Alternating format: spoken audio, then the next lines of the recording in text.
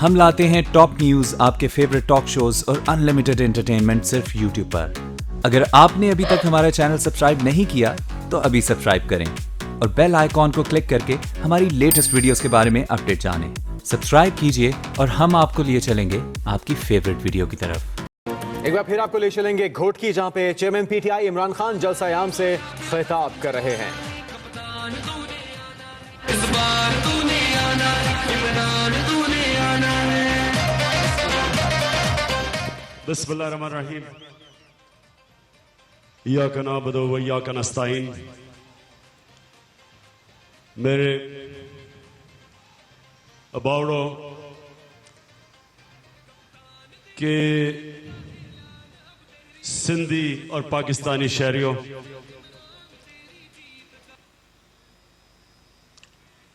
मैं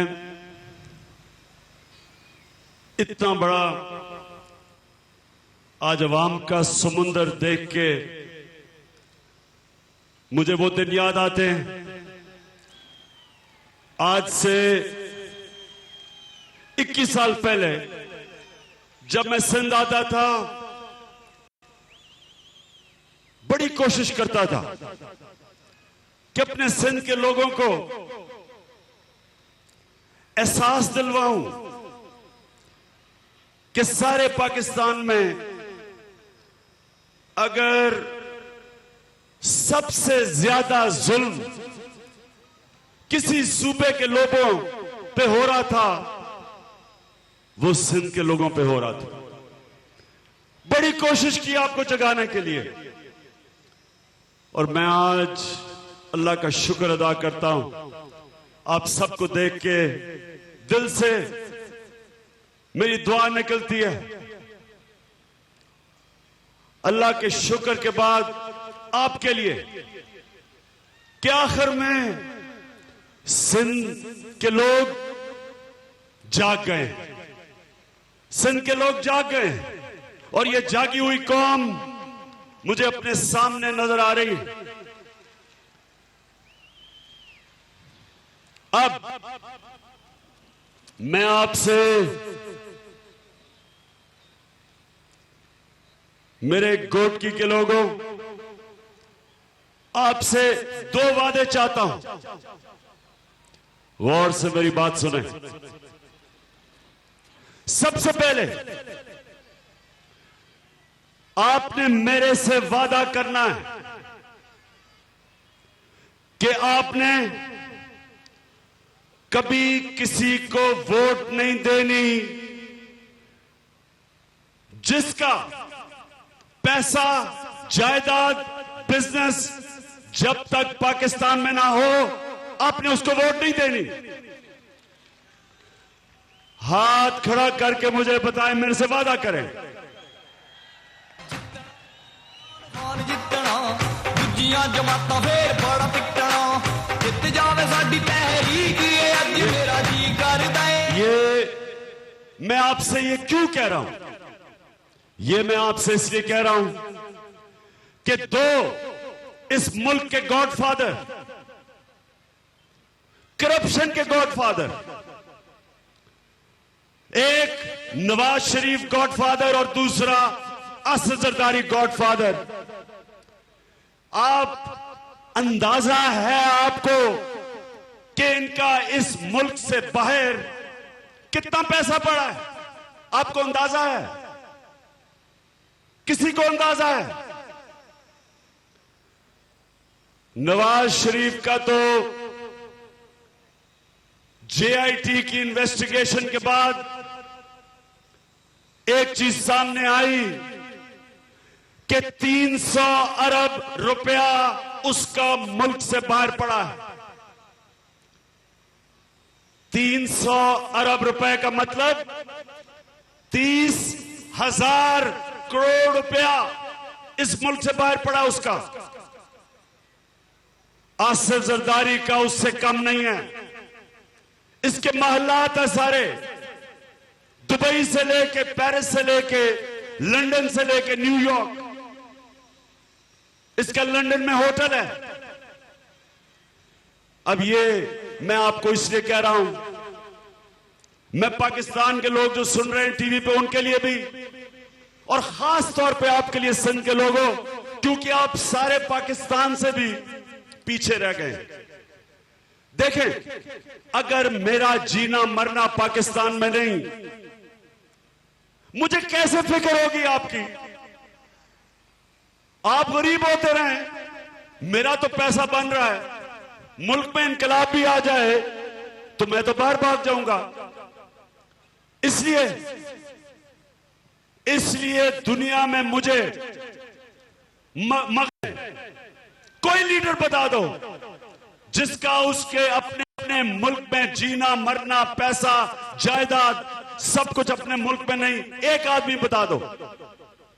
कोई सोच भी नहीं सकता मगरब में, उनकी जमहूरियत में कोई सोच भी नहीं सकता कि उसकी बिजनेस बाहर हो। उसके बच्चे, नवाज शरीफ के बच्चों ने बाहर के पासपोर्ट लिए हुए हैं, 2 बेटों ने। उसके बैंक अकाउंट, महल्लात, वो बाहर हैं। इलाज करवाने के लिए इन खानदानों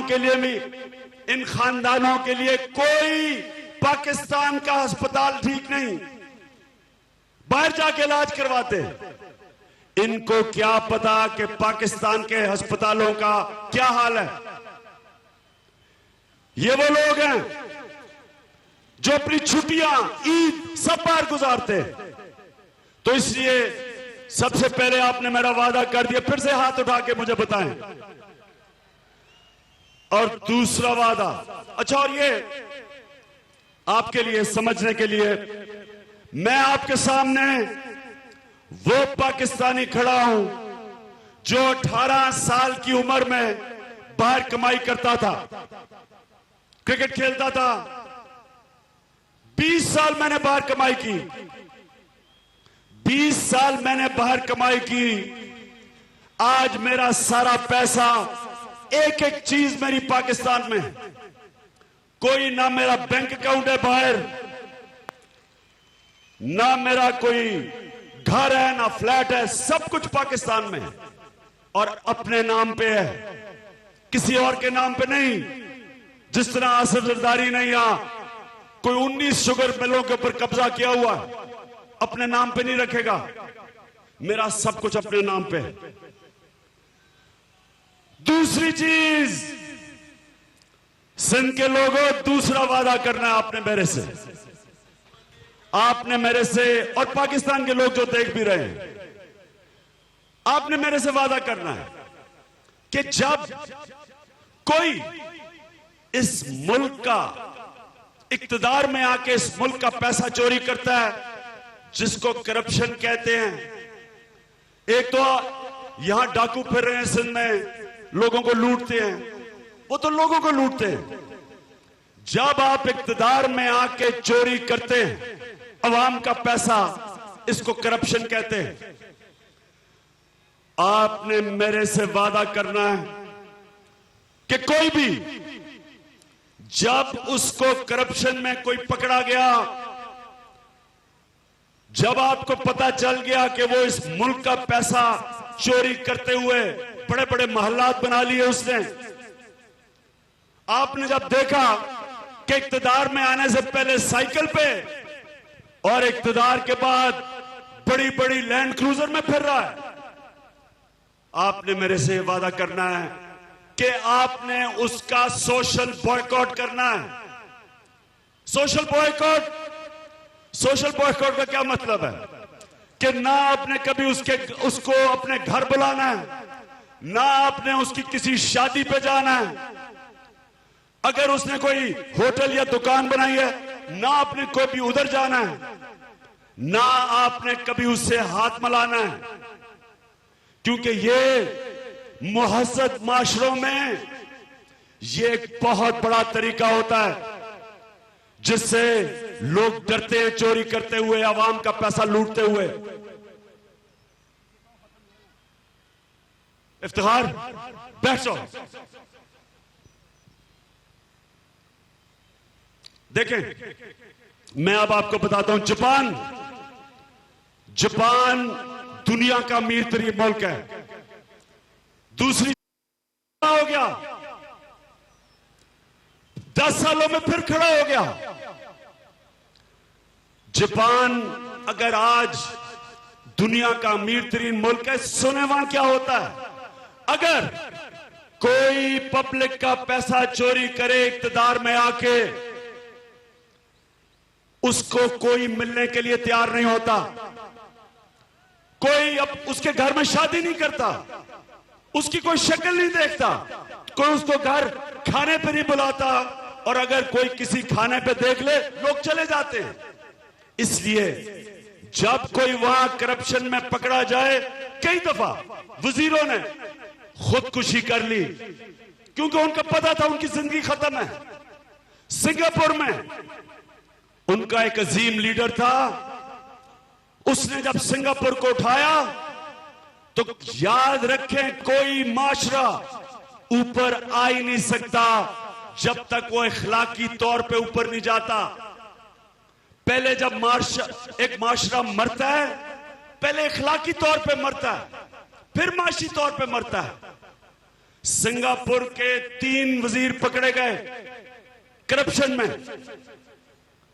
अजीम लीडर था ली कुआन यू, 3 वजीर पकड़े गए, एक ने खुदकुशी की, ऊपर छत से छलांग मार ली, 2 मुल्क छोड़ के चले गए। पता था कि लोग उनको कभी एक्सेप्ट नहीं करेंगे।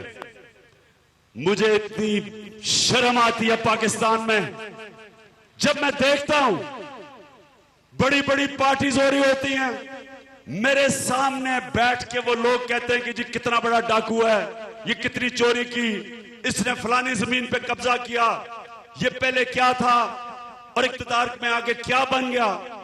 लेकिन वही आदमी सामने आता है तो झुक झुक के मिलते हैं, उसको झुक के मिलते हैं, सीधे होके भी नहीं मिलते।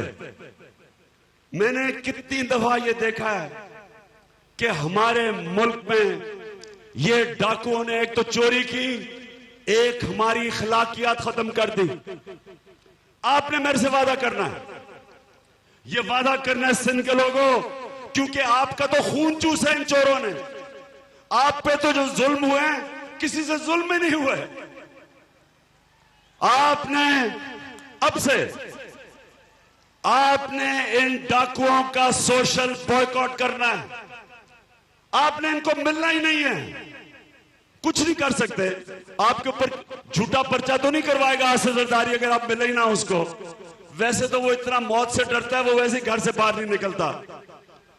लेकिन आपने मेरे से वादा करना है कि जो भी आपके वजीर हो, जो आपको पता हो कि लोगों का पैसा चोरी कर रहे हैं, यहां लोग गुर्बत में डूब रहे हैं, ना या लोगों को, छोटे किसानों को पानी, वो चोरी, थानों में उनके ऊपर केस, साफ पीने का पानी यहां नहीं मिलता, बच्चों के स्कूलों में ना टॉयलेट, ना दीवारें, ना टीचर,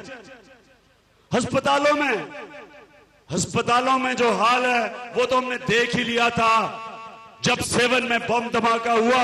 लोग बेचारे सड़कों पे पड़े, डॉक्टर कोई नहीं, गाड़ियों में ले जाते, रास्ते में लोग मर गए। तो उन लोगों का जो पैसा चोरी करता है, सिंध के लोगों हाथ खड़ा करके बताओ कि उनका सोशल बॉयकॉट करेंगे आप। आपने एक सबक देना है इसको, खाकान अब्बासी को, जो आजकल हमारा प्राइम मिनिस्टर बना हुआ है। कितनी शर्म की बात है, 300 अरब रुपए की करप्शन का जवाब देना है नवाज शरीफ ने, जो मुल्क से बाहर पैसा लेके गया, और उसके कदमों में लेटा हुआ ये प्राइम मिनिस्टर। क्या पैगाम दे रहे हो लोगों को खाकान अब्बासी? अब क्या लोगों को पैगाम दे रहे हो कि अगर डाका मारना है, अगर चोरी करनी है तो छोटी चोरी ना करना, किसी की साइकिल, किसी की मोटरसाइकिल, किसी की गाय भैंस बकरी, ये ना चोरी करना। बड़ा डाका मारना अरबों रुपए का, आपको 40 गाड़ियों का प्रोटोकॉल मिलेगा, आपको पंजाब हाउस में ठहराया जाएगा। डाका मारना 300 अरब रुपए का, आपकी बेटी जिसको टीवी के ऊपर पकड़ा सारी कौम ने झूठ बोलते हुए, सारी कौम को वो सना बुच्चो का इंटरव्यू याद है जिधर शहजादी मरियम कहती कि ना मेरी ना मेरे खानदान की, बाहर तो छोड़े पाकिस्तान में भी कोई प्रॉपर्टी नहीं है। सुना था आपने? और वो जब वो जाती हैं तकब्बुर देखो, ऐसे हाथ उठा उठा के लोगों को हाथ उठा रही हैं जैसे कोई बहुत बड़ा कारनामा अंजाम दिया है। कारनामा अंजाम ये दिया है कि यहां आधे लोग 2 वक्त की रोटी नहीं खा सकते, बच्चों को नहीं खुराक पूरी दे सकते, और आपने वहां से पैसा चोरी करके बाहर, आप पहले मरियम सफ्दर पहले उनके नाम पे वो 4 महफिल के महलात हैं। दूसरा, उन्होंने सुप्रीम कोर्ट के सामने जाली कागजात दिए, जाली कागजात दिए जो पकड़े गए। मैं क्योंकि बर्तानिया में मैं केस लड़ा हुआ हूं, मैं आज आप सबको बताता हूं कि अगर ये जाली कागज सुप्रीम कोर्ट में कोई भी उधर पेश करता, उस वक्त ही जज ने उसको जेल में डाल देना था। जालसाजी के ऊपर 7 साल की सजा है, लेकिन यहां हाथ हिला रहे हैं, हाथ हिला रहे हैं दुनिया को जैसे बड़ा कोई कारनामा अंजाम दिया है। ये है असल आज हमारे मुल्क में जो जुल्म हुआ, इस मुल्क की इन्होंने, चोरों ने, डाकुओं ने, करप्ट लोगों ने इक्तदार में आके चोरी आम करके इन्होंने अखलाकियात हमारी खत्म कर दी। और हमने, मेरे सिंध के लोगों, हमने इस मुल्क की अखलाकियात वापस उठानी है।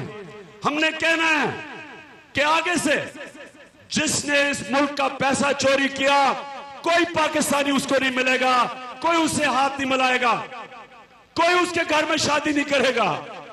हमने कहना है ये। अच्छा, अब यहां अबावड़ों के लोगों, आप जरा सुनने के लिए तैयार हैं? बताएं जरा, आपकी अभी तक जोश है? माशाल्लाह। अब मैं आपको बताऊं, मेरा काम है अब सबको जगाना। आज सुबह खबर आई है कि सऊदी अरेबिया ने 10 शहजादों को करप्शन में पकड़ लिया। सुना? कभी सऊदी अरेबिया में यह नहीं हुआ। आज पहली दफा सऊदी अरेबिया ने 10 लोगों को करप्शन में पकड़ा। मेरे सिंध के लोगों, ये क्यों है? क्यों सऊदी अरेबिया जो अरबोपति तेल के ऊपर बैठे हैं, दुनिया को अरबों डॉलर देते हैं, क्यों उन्होंने 10 शहजादों को करप्शन में पकड़ा?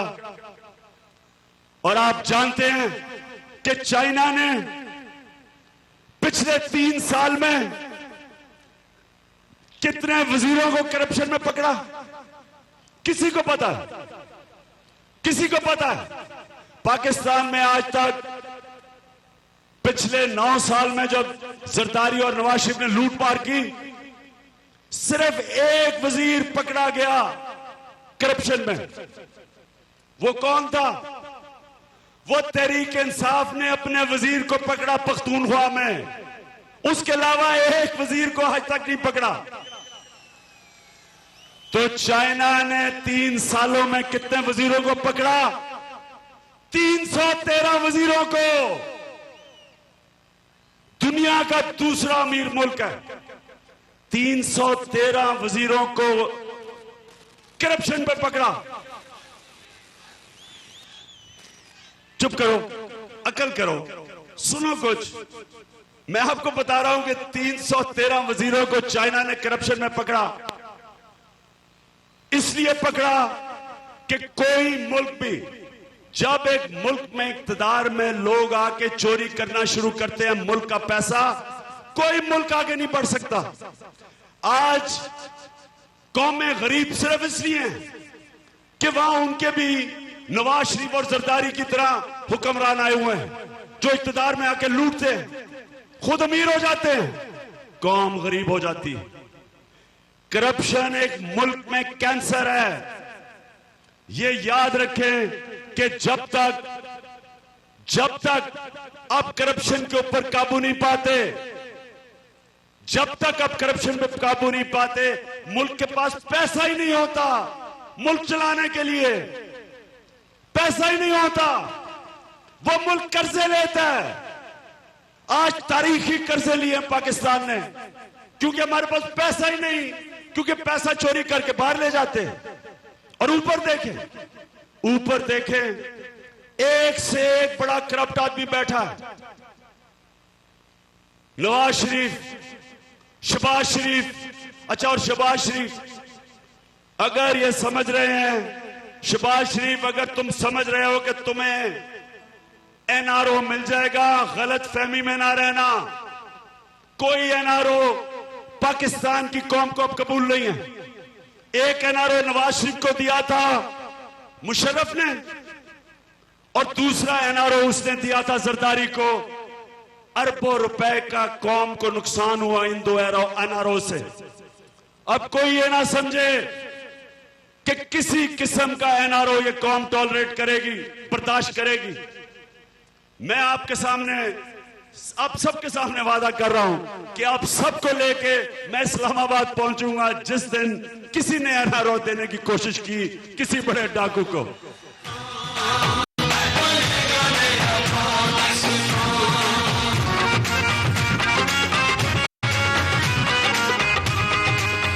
दूसरा, अगर इन्होंने ये जो ऊपर करप्ट टोला बैठा हुआ है, अगर नेशनल असेंबली के जरिए इन्होंने कोई और कानून बनाने की कोशिश की जिससे इसे करप्ट लोगों की हिफाजत करनी है, इन्होंने जिस तरह इन्होंने कानून बनाया, दुनिया की किसी असेंबली ने कानून नहीं बनाया कि एक मुजरिम पार्टी का सरबराह बन सकता है। इस नेशनल असेंबली ने कानून बना दिया। तब तक मैं चुप रहा हूं।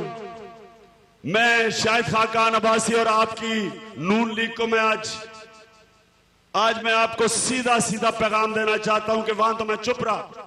अब आपने कोशिश की नैब का कानून बनाने के लिए, ये नवाज शरीफ और जरदारी को बचाने के लिए, या आपने कोशिश की कानून बनाने की ताकि हमारी अदलिया को आप कमजोर करें, जजेस की उम्र कम करें, ताकि आप जजेस को कंट्रोल करें। मेरा आपसे वादा है कि इस्लामाबाद में सारा पाकिस्तान पहुंचेगा। हम वहां तब तक बैठेंगे जब तक आप ये करप्ट टोले से इस मुल्क को निजात नहीं हासिल करवाएंगे।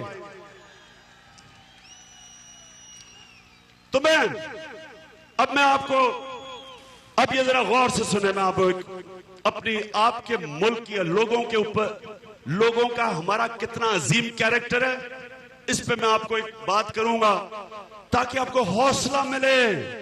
आप कितने अजीम लोग हैं, दुनिया को नहीं अंदाजा कि हमारी कितनी अजीम कौम है। देखें, मेरी वालदा को कैंसर हुई, मुझे अंदाजा हुआ कि मेरे सारे मुल्क में एक भी कैंसर हॉस्पिटल नहीं था। मैं अपनी वालदा को बाहर इलाज करवाने लेके गया।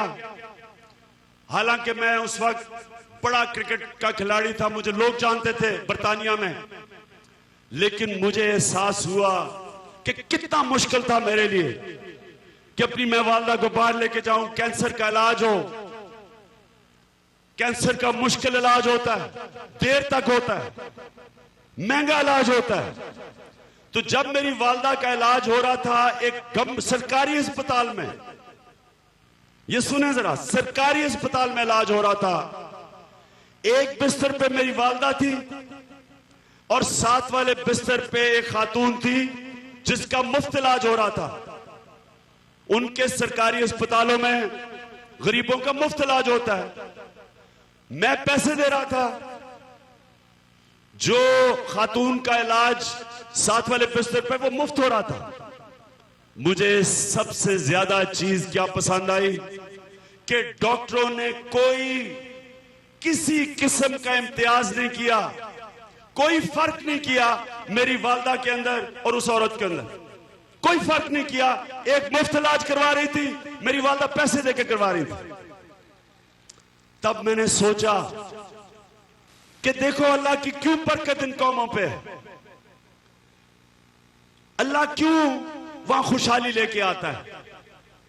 अल्लाह इसलिए इन कौमों को खुशहाली देता है क्योंकि वहां इंसानियत है, कदर है कमजोर की। जब आप इंसानों की कदर करते हैं, ईमान का तो ये सबसे बड़ी बात ही दो चीजें हैं, इंसानियत और इंसाफ। तो जब इंसानों के अंदर एक इंसानी माशरे में जब इंसानियत हो, अल्लाह की बरकत आती है। बरतानिया में क्या वसाइल है, क्या वसाइल है पाकिस्तान के मुकाबले में? अल्लाह ने आपके मुल्क में क्या क्या चीज नहीं दी, वहां तो है ही कुछ नहीं। और आप ये देखें कि बरतानिया का एक छोटा सा जजीरा है, 6 करोड़ आबादी है या 20 करोड़ आबादी है। बरतानिया का जो सालाना आमदनी है वो 50 मुसलमान मुल्कों के मिला के उतनी बनती है। 50 मुसलमान मुल्कों की जो सालाना आमदनी है वो एक छोटे से बरतानिया की है। तो सोचें कि वो मुल्क के ऊपर तो पहले तो अल्लाह की बरकत है। ऊपर चले जाएं स्कैंडिनेविया, स्वीडन, नॉर्वे, वहां आप देखेंगे आपको इंसानियत नजर आएगी, इंसान की कदर नजर आएगी। एक आम आदमी बीमार हो, कभी फिक्र नहीं होती कि मेरे पास पैसा नहीं, मुफ्त इलाज होता है, उसके बच्चे को बेहतरीन तालीम और मुफ्त मिलती है। आम आदमी की अदालत में जाता है, हुकूमत उसको वकील करके देती है, मुफ्त इंसाफ मिलता है। नौजवान बेरोजगार होते हैं, हुकूमत उसको रोजगार अलाउंस देती है जब तक नौकरी नहीं मिलती। इंसानियत है। वहां के जानवरों के जो हुकूक हैं, मैं आपको यकीन दिलाता हूं, या हमारे इंसानों के वो हुकूक नहीं जो जानवरों के हुकूक है वहां। तो मैं जब सुने जरा सुने, जब मैं वहां से वापस आया, मैं अपनी वालदा को वापस लेके आया, मैंने तब फैसला किया कि मैं एक ऐसा अस्पताल बनाऊंगा, क्योंकि कैंसर का सबसे महंगा इलाज है। 90% लोग कैंसर का इलाज नहीं करवा सकते। तो मैंने तब अपने आप से वादा किया कि मैं एक ऐसा अस्पताल बनाऊंगा जिधर ना पैसे वाले लोगों को बाहर जाना पड़े और वहां एक गरीब इंसान आए तो उसको कोई फिक्र ना हो कि अगर मेरे पास पैसा नहीं है, वो मुकम्मल तौर पे अस्पताल उसका इलाज मुफ्त करे, उसको दवाइयां मुफ्त दे, उसको खाना पीना मुफ्त दे, उसका बिस्तरा मुफ्त हो, हर चीज उसके लिए मुफ्त हो। और सबसे बड़ी चीज कि मेरे शौकत खानम के डॉक्टर मरीजों में फर्क ना करें, इंसानों में फर्क ना करे, चाहे वो पैसे दे के आए, चाहे वो मुफ्त आए। तो मैं आप चाहता हूं, मैं आज आपके सामने कहता हूं, अगर मैं शहबाज शरीफ होता तो इश्तिहारों में होता सब कुछ, जमीन पे कुछ ना होता, इश्तिहार आ रहे होते अरबों रुपए के। मैं चाहता हूं कि जो भी ये सुन रहे हैं, आप खुद शौकत खानम जाएं, आप खुद जाके देखें, आप मरीजों से पूछें कि क्या जो मैं आज आपके सामने कह रहा हूं ये सच है। और मैं ये आपको इसलिए बता रहा हूं कि जब मैंने इस अस्पताल के लिए पैसे इकट्ठे करने शुरू किए तो मुझे पहला 1 करोड़ रुपया इकट्ठा करने में 1.5 साल लगा। 1.5 साल लगा 1 करोड़ रुपया इकट्ठा करने में। मैंने सोचा मैं तो पागल हो जाऊंगा, 70 करोड़ रुपया इकट्ठा करना था हॉस्पिटल को खोलने के लिए। खैर मैंने बड़ी मेहनत की, बड़ा मुश्किल था शुरू में पैसा इकट्ठा करना, लेकिन जब यह अस्पताल खुला, जब लोग अस्पताल में कैंसर आज दुनिया की वो है बीमारी जो सबसे ज्यादा लोग मरते हैं, तो लोग आहिस्ता आहिस्ता आना शुरू हो गए कैंसर अस्पताल में। और आज ये हाल है कि पहले मुझे 1.5 साल 1 करोड़ रुपया इकट्ठा करने में लगा था, आज एक घंटे में मैंने 15 करोड़ रुपया इकट्ठा किया, 1 घंटे में। अब लोग नहीं नादान गए सब जान गए। इसकी क्या वजह है? अब मैं आपको इसकी वजह बताता हूं। इसकी वजह यह है कि जब लोगों ने अस्पताल देखा, तो जब उन्होंने देखा कि मैं जो कह रहा था मैंने किया, 70% से ज्यादा वह मरीज गरीब थे जिनका मुफ्त इलाज हो रहा था। वो अस्पताल जो 70 करोड़ रुपए में बना था, आज सालाना खसारा 70% कैंसर के मरीजों का मुफ्त इलाज करने में खसारा उस अस्पताल का 5 अरब रुपया है, 500 करोड़ रुपया है। 70 करोड़ में अस्पताल बना था, आज 500 करोड़ रुपया खसारा है उस अस्पताल का। और आप जानते हैं कि हर साल यही पाकिस्तानी कौम पिछले साल से ज्यादा पैसा देती है, हर साल पिछले साल से ज्यादा पैसा देती है। तो आज ये मैं जो आपको बात बताई, इसका मकसद क्या है? इसका मकसद ये कि ये जो हमारी आज मकरूज कौम है, हर पाकिस्तानी पे 1,24,000 कर्जा चढ़ चुका है। 2008 में जब जरदारी आया था तो 35,000 रुपया कर्जा था हर पाकिस्तानी पे, आज 1,24,000 कर्जा चढ़ चुका है। उसकी असल वजह क्या है? एक तो जो पैसा अवाम पे लगना होता है वो चोरी हो जाता है, दूसरा लोग टैक्स ही नहीं देना चाहते क्योंकि लोगों को टैक्स का पैसा चोरी होता है। लोग अपनी आंखों के सामने देखते हैं सड़क पे पैसा खर्च होना होता है। आप सिंध में जाके सड़कें देख लें, अरबों रुपया उस सड़क पे ऊपर डेवलपमेंट फंड आता है और सड़क टूटी होती है और जो ऊपर वजीर बैठा होता है वो अरबोपति बन जाता है। जो अवाम का पैसा है वो इनकी जेबों में चला जाता है, तो लोग कहते हैं हम टैक्स क्यों दें। फिर लोग देखते हैं कि हुकूमत को टैक्स देते हैं, ना अवाम के लिए स्कूल, ना अस्पताल, ना साफ पीने का पानी। पुलिस बचाए उनको बचाने के लिए पुलिस जुल्म का अंडा बन जाती है, पुलिस से इंतकामी कार्रवाई करवाते हैं। तो लोग सोचते हैं कि हम पैसा क्यों दें हुकूमत को, हम क्यों टैक्स दें। मैं जो आपको आज ये बात बता रहा हूं कि मेरा तजर्बा है, आज सबसे ज्यादा पैसा मैं पाकिस्तान में इकट्ठा करता हूं। ये पाकिस्तान की अवाम ने अपनी तारीख में किसी को इतना पैसा नहीं दिया जो मुझे दिया है। मैं आज आपके सामने दावा करता हूं, सिंध के लोगों सुनो जरा, मैं दावा करता हूं कि मैं इस मुल्क में आपको इस वक्त 3,500 अरब रुपया इकट्ठा होता है हर साल, 3,500 अरब रुपया। वो हमारे लिए काफी नहीं है, हमें क्योंकि खर्चे ज्यादा हैं, पैसा कम है, हमें कर्जे लेने पड़ते हैं। मैं आज आपके सामने दावा करता हूं, इसी कौम से मैं आपको 8,000 अरब रुपया इकट्ठा करके दिखाऊंगा, यही कौम से। और कैसे करूंगा, कैसे करूंगा? मैं सबसे पहले अवाम को यकीन दिलाऊंगा, जिस तरह शौकत खानम में अवाम को यकीन है कि जो वो पैसा देते हैं ज़कात का वो गरीब मरीजों पे जाता है।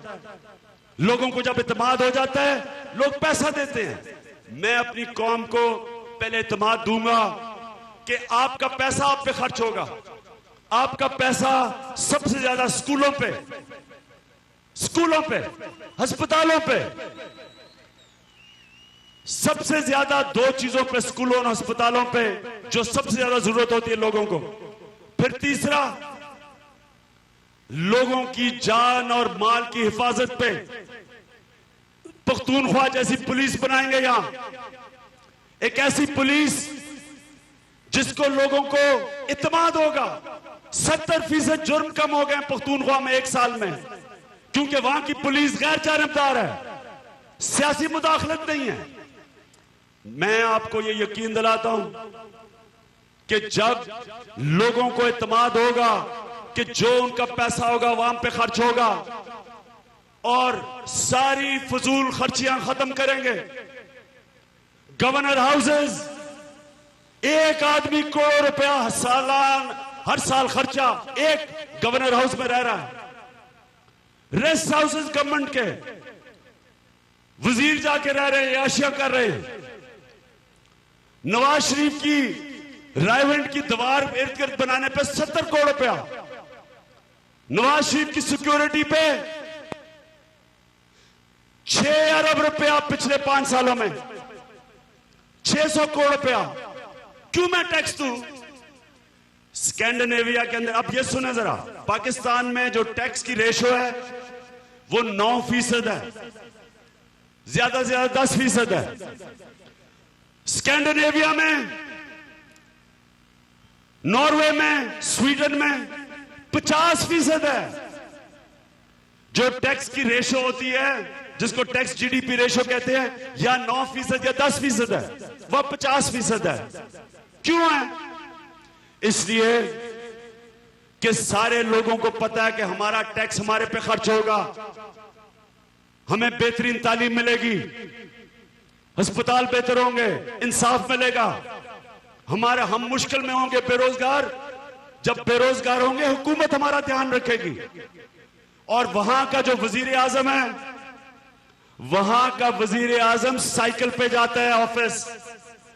या तो एक मुजरिम को 40 गाड़ियों का प्रोटोकॉल दिया जाता है, वो तो बेचारा साइकिल पे जाता है। अवाम के टैक्स के पैसे की कदर करते हैं।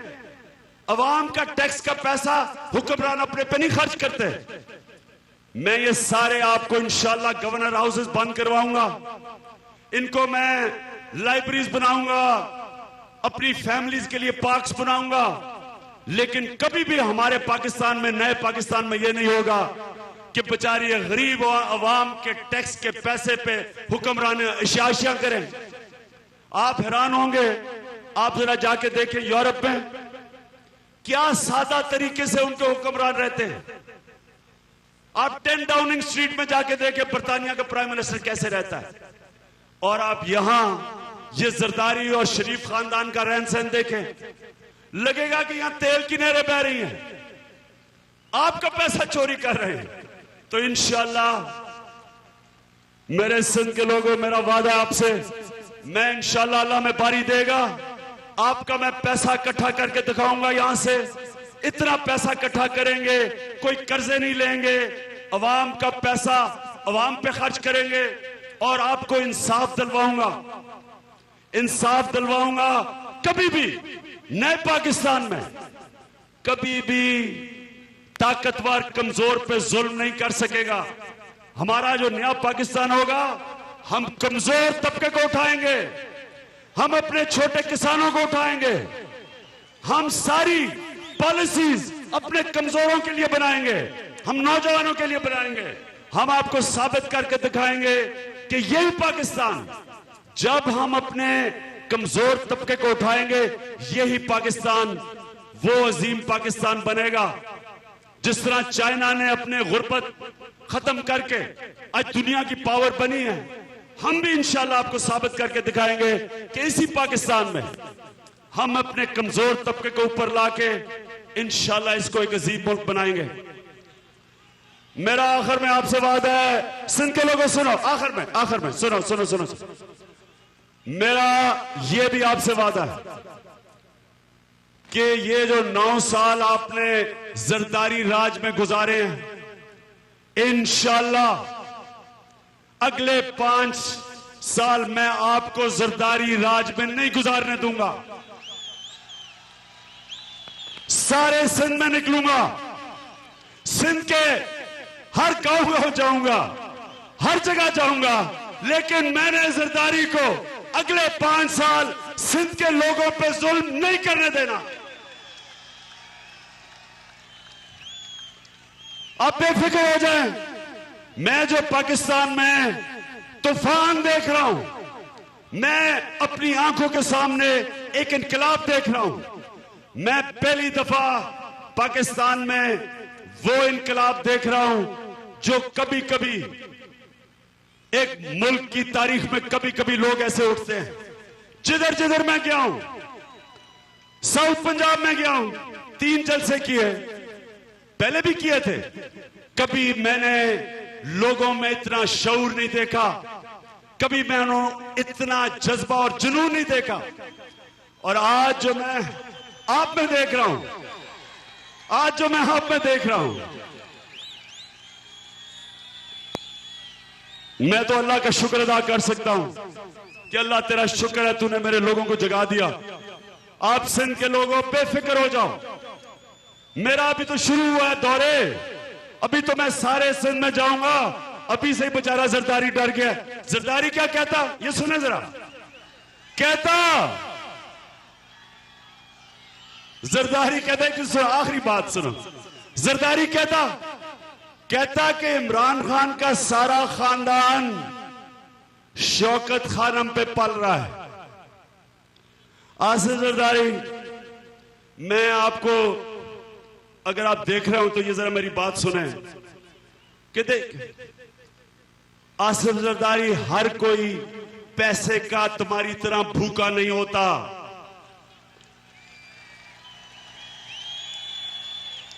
हर कोई सुबह उठ के पैसे के बुत की पूजा नहीं करता तुम्हारी तरह। हर किसी में पैसे की इतनी हवस नहीं होती तुम्हारी तरह। तुम्हारे ऊपर तो मुझे वो याद आ जाता है, हलाकू खान ने जब 1258 में बगदाद को फतह किया तो खलीफा उसके सामने आ गया, पैरों में गिर गया। तो हलाकू खान ने कहा कि तुम्हारे नीचे तहखाने सोनों से भरे हुए हैं, सोने से, हीरे जवाहरात से भरे हुए हैं। हलाकू खान कहता कि अगर ये पैसा तुम अपनी फौज को दे देते तो आज तुम मेरे पैरों में ना गिरे होते ऐसे। और उसने बगदाद का खलीफा, अब्बासी खानदान का आखिरी खलीफा, उसको क्या सजा दी? उसको सोना खिला खिला के मारा। कहो अब ये खाओ सोना, ये जो भरे हुए कमरे सोने के। आसिफ जरदारी, हर किसी को चुप करो, अकल करो। तो आसिफ, मेरा आपको आखिरी पैगाम, जिसको अल्लाह का खौफ होता है, जिसको आखिरत पे यकीन होता है, जिसको आखिरत पे यकीन होता है, वो कभी कैंसर अस्पताल तो छोड़ो, वो कभी एक गरीब कौम का पैसा नहीं चोरी करता। मुझे एक दफा, अभी मैं 2013 में ऊपर से गिरा, मौजा है कि मैं बच गया। तो इंसान की जान का तो पता ही किसी को नहीं होता जरदारी, कब अल्लाह तुम्हें ऊपर ले जाए, जवाब तो तुमने अल्लाह को देना है। और आखिर में 6 फुट की कब्र में जाना है, पैसा नहीं लेके जा सकते कब्र में। अभी से ये अगर आपका ख्याल है कि आपकी तरह सारे लोग पैसे के भूखे हैं, गलत फहमी में ना रहो। और वक्त ये आ गया है कि पाकिस्तानी कौम का ये फैसला है कि हमने किसी भी करप्ट माफिया को, अब हमने उसको माफी नहीं देनी, हमने नहीं छोड़ना उसको। हमने इंशाअल्लाह आने वाले इलेक्शन में ये सारे करप्शन का माफिया, कोई कामा लेके बैठा हुआ है, फाइनेंस मिनिस्टर है तो वो लंदन में जाके बिस्तर पे लेट गया, मनी लॉन्ड्रिंग के चार्जेस उस पे लग गए। उधर फॉरेन मिनिस्टर है तो वो 50,000 दिरहम महीने का इकामा लेके दुबई का इकामा लिया हुआ है। उधर हमारा इंटीरियर मिनिस्टर है, वो सऊदी अरेबिया का इकामा लेके बैठा हुआ है। कहीं दुनिया में देखा है ऐसे? नेशनल बैंक का जो प्रेसिडेंट है वो मान गया कि वो इसहाक डार के लिए मनी लॉन्ड्रिंग करता था।